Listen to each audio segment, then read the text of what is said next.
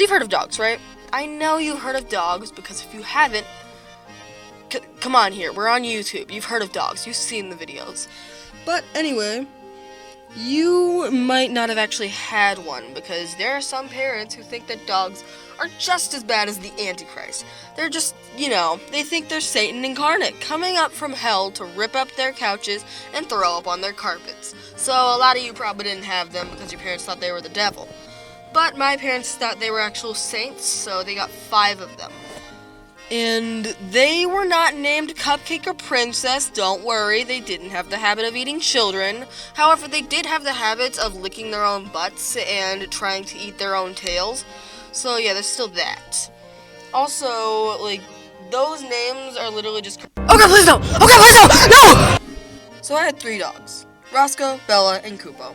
First up is Roscoe. Now, before I say what I'm about to say, just remember, it's a dog. And it's not watching this video. Roscoe was fat! You need to leave! Oh, come on, no! No, don't leave! It was just 3 words! No, you don't need to go start your crusades on Twitter, please! People, shut up!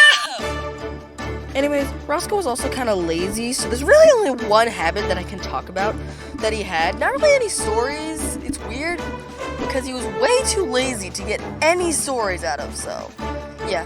Sorry, Roscoe, your monetization is not much. Anyway, he would he would go into the kitchen, and you know how all dogs love food? Yeah, well, Roscoe also loved the grease that bacon left behind, and, he would look at it, Mission Impossible. He would find the counter, he would look up to the heavenly bacon grease, and then he would, when Mom and Dad would leave, he would just be like, "Hi, Mom, Dad, can you, leave soon, please? I'm looking for something."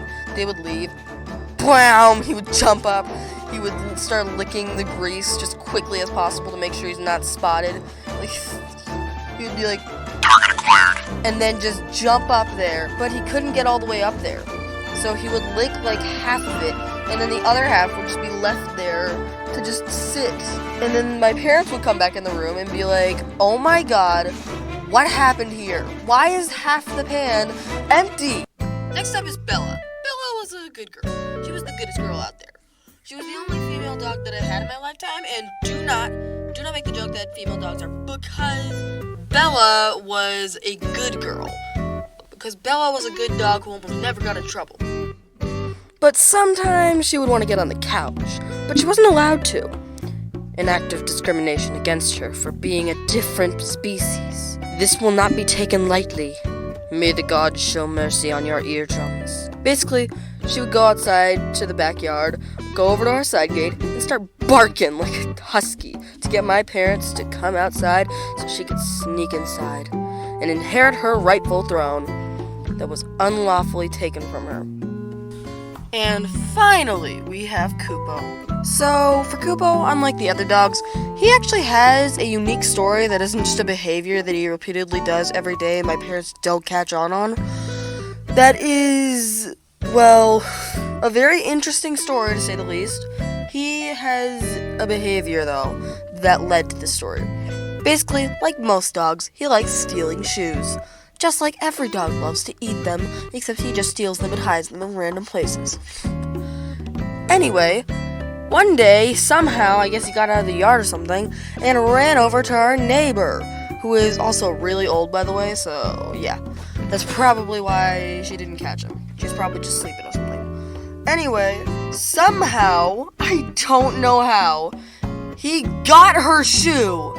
I kid you not, he got her shoe and just ran out of there, bolted out there, get back to the home, oh my god, I didn't get caught, and then gets inside and then hides them. And I can only imagine what my parents were like when they found them, and they were just like, "Kupo, you put a random shoe..." Next to the bagel bits! They did end up returning the shoe, by the way. Don't know how they found out it was the neighbors, though.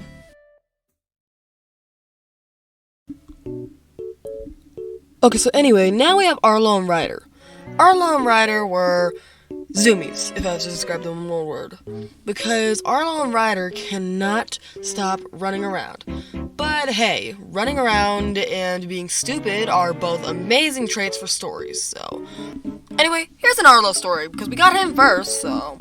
It's only right that we do his story first. So, Arlo had a very unique habit of loving to shake his head when he had a toy in his mouth and nobody wanted to play with him. Basically, he would go outside himself. He would go over to the backyard, grab a toy, and then just start shaking his head violently like he was having a seizure, and then eventually the toy would go flying out of his mouth and he'd chase it. But he would do this with more than toys, so he would also do it with some of our stuff. And there was one time, basically I'm going to tell you right now, I do martial arts, and I'll probably make a video on that eventually, but for now, no. Basically, I have gloves, most importantly gloves, and Arlo didn't really like these gloves. He was like, how is he going to pet me with you on him? And then basically Arlo decided to learn rocket science and then just, go to the backyard. Our back gate was not too, not too tall, so yeah, he immediately just shook his head violently. More violence. More violence. There we go, now it's over the gate. Yay! Arlo, how could you? Arlo, I needed that. Alright, so finally, last up is Ryder. Now, Ryder, we're just gonna get immediately into the story because this video is getting a little bit too long for my liking.